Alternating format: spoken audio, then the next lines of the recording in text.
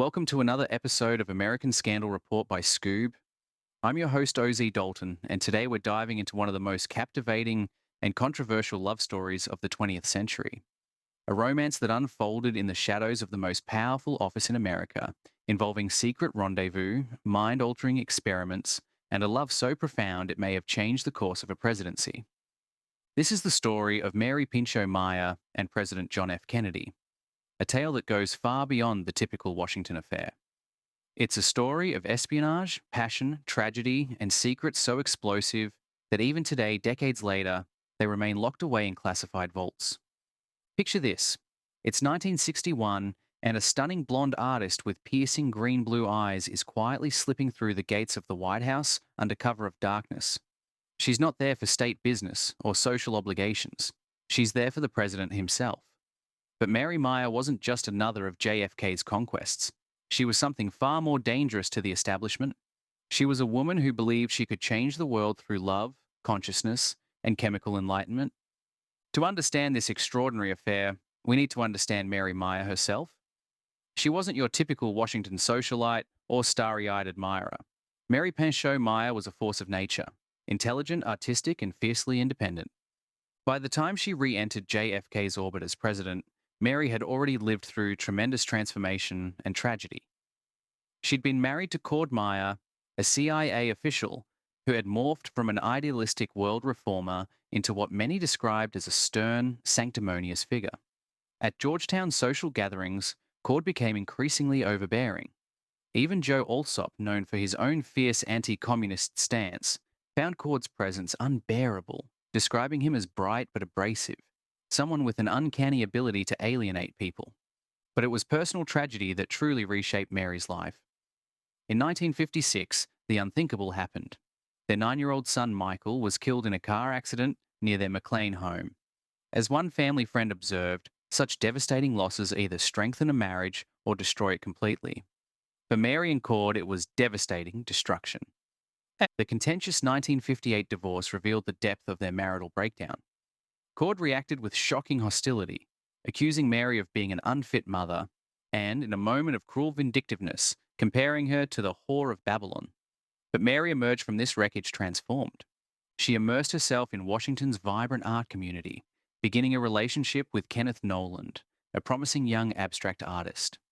She embraced a lifestyle that was ahead of its time: peasant blouses, blue tights, and even Reichian therapy, which promoted enlightenment through what we might delicately call orgasmic release. This was the evolved, liberated Mary Meyer who captivated President Kennedy. Now, when exactly did this magnetic woman and the most powerful man in America begin their affair? Popular folklore suggests January 1962, but the truth is far more intriguing.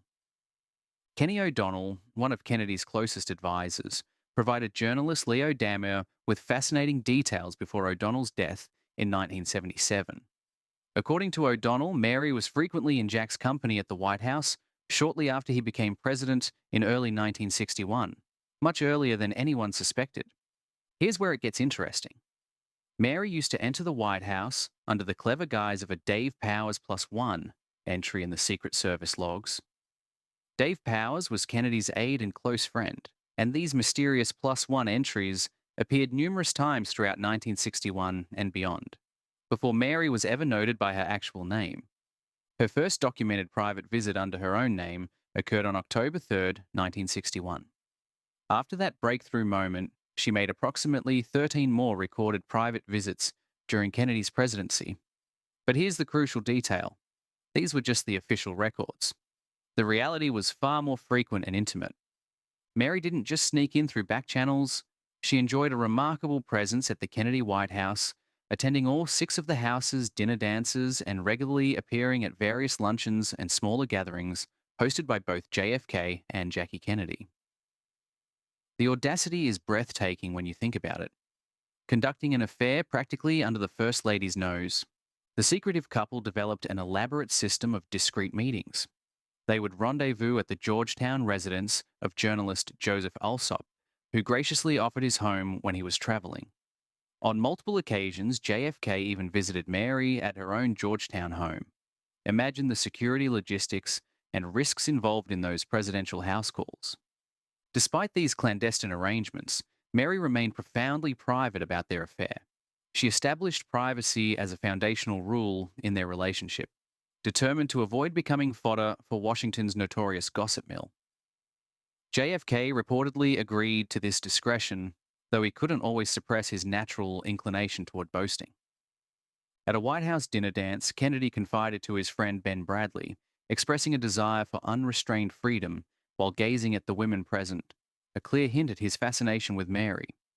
During another dinner dance in February 1962, JFK made an offhanded but revealing remark to Bradley that Mary would be difficult to live with. Bradley agreed, but the comment reveals something deeper. Kennedy was actually contemplating a life with Mary beyond their secret encounters. The Secret Service gate logs and White House social list provide compelling documentation of Mary's frequent visits to the president's private quarters. These records would later vindicate claims made by Jim Truitt about the relationship's true nature, though even Truitt wasn't aware of her initial evening visit in October 1961. Between October 1961 and August 1963, the official White House gate logs record Mary Meyer signing in to meet the president approximately 15 times, usually around 7:30 p.m. And here's the pattern that reveals the affair's calculated nature. These visits occurred whenever Jacqueline Kennedy was confirmed to be out of Washington, with only one exception where Jackie's location couldn't be verified. But Truitt claimed there were at least 30 meetings at the White House, suggesting the formal logs captured only a fraction of her visits. There were alternative entrances and multiple instances of people being inside without signing in officially. The recurrent appearance of Mary's name in the logs indicates she wasn't being hidden. Quite the contrary, she was practically a fixture. Kennedy's aides, while maintaining the public facade of his marital fidelity, nonetheless acknowledged Mary as one of Kennedy's preferred companions. Maya Feldman, the White House counsel, remembered that Mary was practically a permanent presence around Kennedy. Unlike other visitors, Kennedy never asked her to leave during business discussions, indicating her extraordinary proximity to power and his deep trust in her. What made Mary Meyer different from Kennedy's other relationships? Journalist Laura Bergquist, who had known JFK since his 1952 senatorial campaign, provided crucial insight in a 1995 interview. She described Jack as deeply insecure, not just from his Irish Catholic climb up America's social ladder, but from his acute awareness of his own manufactured public image. Jack yearned for people who loved him for who he truly was, not for his public facade or the immense power he wielded.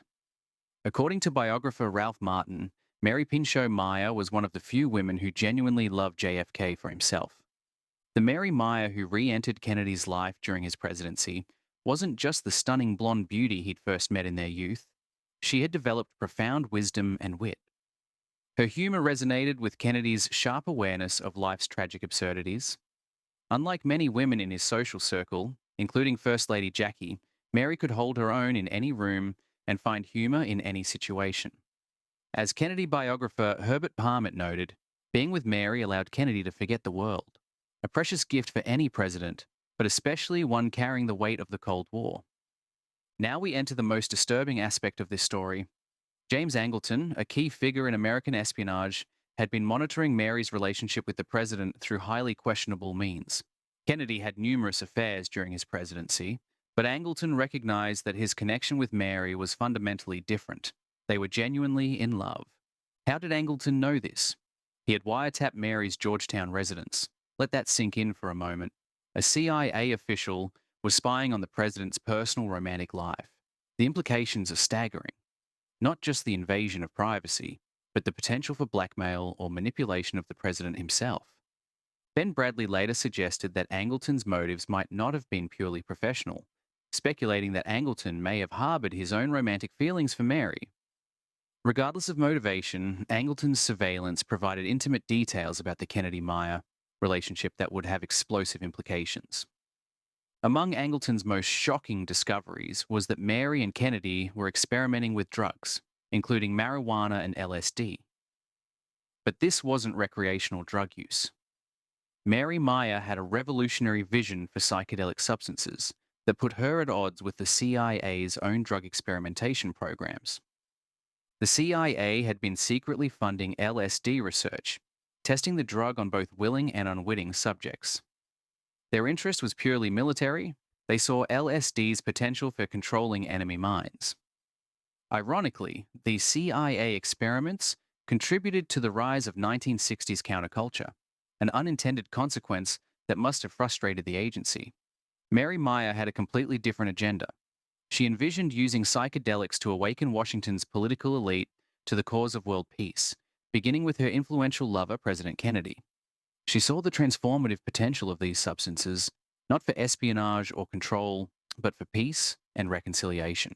To fulfill this vision of psychedelic diplomacy, Mary turned to Timothy Leary, the charismatic Boston Irish psychologist and emerging advocate for LSD's consciousness-expanding properties.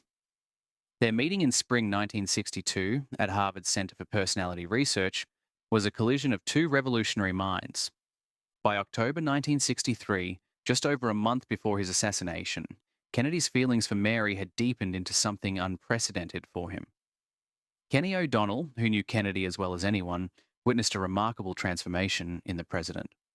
Kennedy, who had lived for the thrill of politics, seemed to be losing interest in the game as his relationship with Mary intensified. In that fateful October 1963, Kennedy reportedly confided in O'Donnell about his profound love for Mary.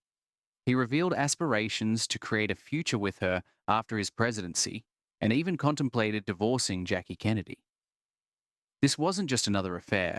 This was a man considering abandoning everything for love.